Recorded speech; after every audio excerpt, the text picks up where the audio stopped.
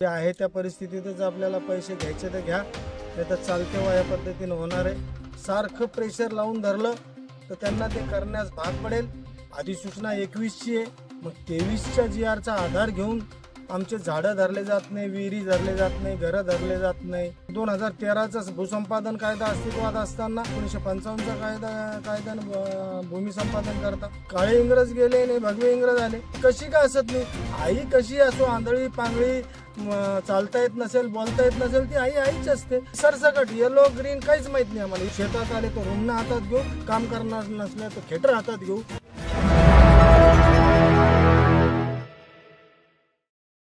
आज आंदोलनाला 1 महिना पूर्ण झालाय। हे आंदोलन असंच चालू राहणार नाही।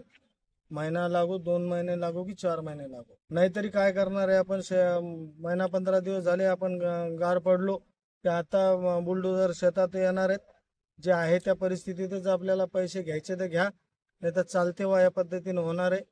त्यामुळं कामधंदे कोणीतरी एक जण करा, एक जण इथं या, बसा इथं। प्रश्न मार्गी लागल्यात जमाय, परंतु गाफील राहून चालणार नाही। प्रत्येक जण इथं या। प्रशासनालाही धडकी भरलेली आहे, परंतु कसं असतं, सारखं प्रेशर लावून धरलं तर त्यांना ते करण्यास भाग पडेल।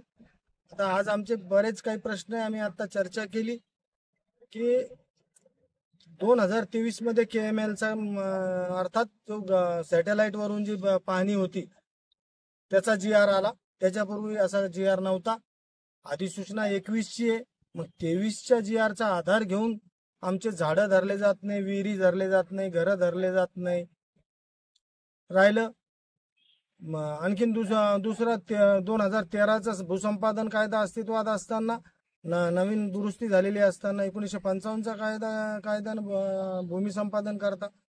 म्हणजे नेमकं चाललंय काय, काळे इंग्रज गेले नाही, भगवे इंग्रज आले। निवळ देशोधडीला लावण्याचं काम आहे।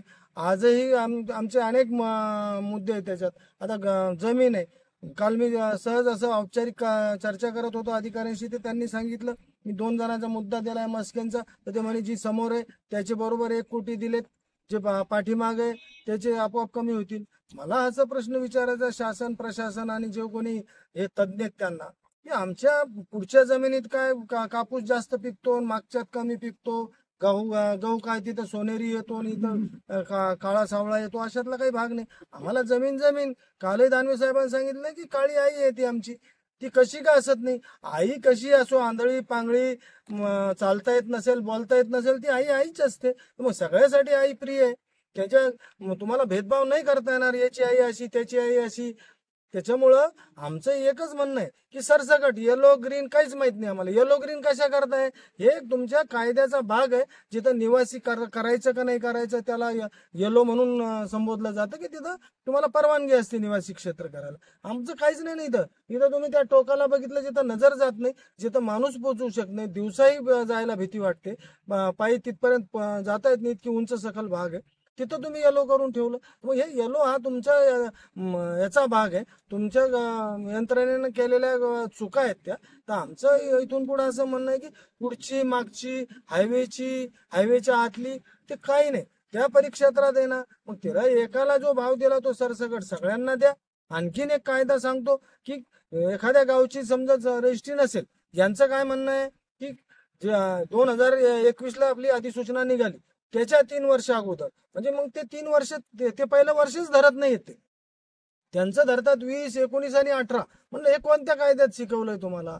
त्याच्या तेव्हापासून 3 वर्ष अगोदर म्हणजे नोव्हेंबर 21 पासून नोव्हेंबर 19 पर्यंत, पण ते तसंही ग्राह्य धरायला तयार नाही। तर मला वाटतं यांना आता काय, मला ती भाषा योग्य वाटणार नाही, पण ती बोलली पाहिजे। शेतात आले तर रुमणं हातात घेऊ, काम करणार नसल्या तर खेटर हातात घेऊ, या पद्धतीनंच करावं लागणार आहे, आणि ते आम्ही केल्याशिवाय सोडणार नाही।